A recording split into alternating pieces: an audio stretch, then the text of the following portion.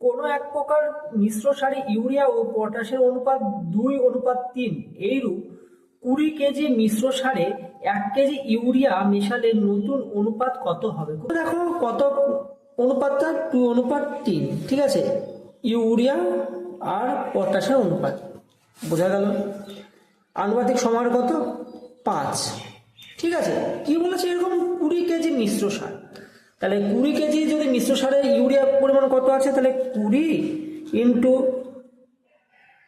2/5 হলো, কাটাকাটি করো, 4×5 = 20, তাহলে 4×2 = 8 কেজি আছে ইউরিয়া, যেহেতু ইউরিয়ার হচ্ছে 2 অনুপাত।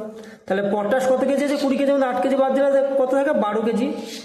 12 কেজি আছে পটাশ। মিশ্র সারে 1 কেজি নতুন করে ইউরিয়া মেশানো হলো, পটাশের পরিমাণটা কিন্তু সেম রয়েছে, শুধুমাত্র ইউরিয়াটা কিন্তু মেশানো হয়। তাহলে 8 কেজির জায়গায় ক কেজি হবে এখন ইউরিয়া? 9 কেজি। 9 কেজি হলো ইউরিয়া, তাহলে 9 কেজি, আর এদিকে পটাশ আছে 12 কেজি। এইবার হচ্ছে তোমরা হচ্ছে এর হচ্ছে বের করো কতটা পরিমাণ আছে অনুপাতটা, তাহলে কাটাকাটি করো, 3 3 9, 3 4 12, তাহলে 3:4 এই হবে নতুন মিশ্রণের অনুপাত।